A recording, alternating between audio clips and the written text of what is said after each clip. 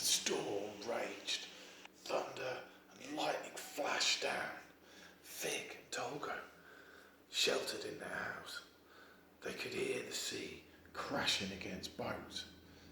In the morning they opened their curtains and they looked out around the beach and they could see wreckage of a ship spread as far as they could see. They went to explore.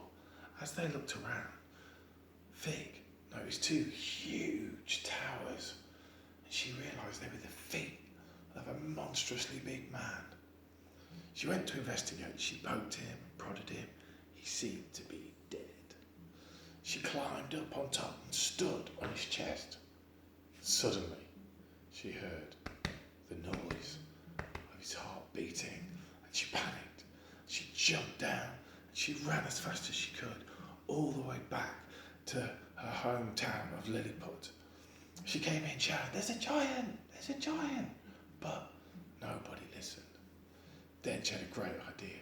She climbed up the bell tower and she rang the bell. The soldiers immediately jumped up and marched out to the beach. They saw the giant and they got ropes and they threw them over the top and they tied him down. Presently, he opened his eyes and he woke up. He sat up, the ropes pinged off like they were nothing. The soldiers started to panic and they decided to feed the giant. So they gave him chickens and sheep and he ate everything. He was incredibly hungry. Then they hatched a plan. They were going to poison a barrel of wine and give it to him to drink. Fig saw all this and thought, this doesn't seem fair. So, at the last minute, she dived and she knocked the barrel of wine out of his hand. She grabbed his hand and she said, "This is my giant. You don't need to hurt him. I will look after him." It was decided that he would live high up on the hill in the old temple. And there he lived. And after a while, he started to pick up the language. And he told Fig that his name was Gulliver. And he was a traveller who had sailed across the ocean before the storm had destroyed his boat. Fig decided to go and talk to the king and ask him to be freed. The king said he would meet with the giant. And they talked. And the king told Gulliver that the land of Lilliput had been at war with another country called Belfusia. And he found out that they were arguing and warring over which way you opened your eggs. One opened from the pointy end and one opened from the round end. And he said, "This is ridiculous. I'm going to stop this war." So he put Fig on his shoulder and the pair of them waded across the ocean. And there he grabbed all of the Belfusian fleet and he towed their boats out to sea and left them. And then he walked back as a hero back to Lilliput.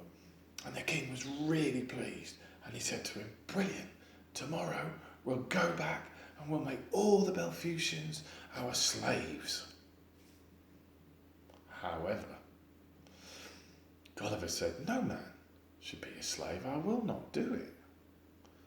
That night, Fig heard all the generals and the king plotting what they were going to do.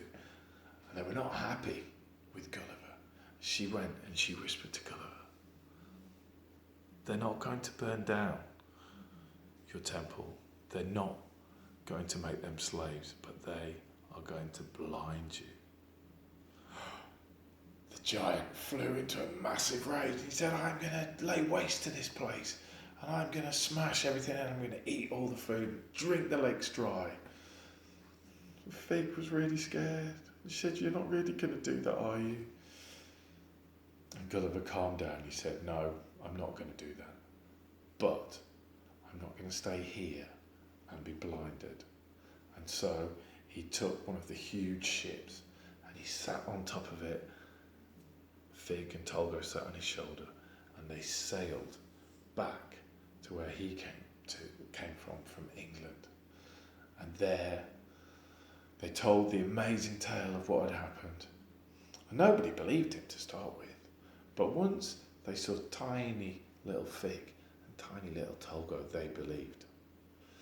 And then the next morning they set off on their next adventure, and they weren't scared of anything, because if you have a friend, there's no reason to be scared.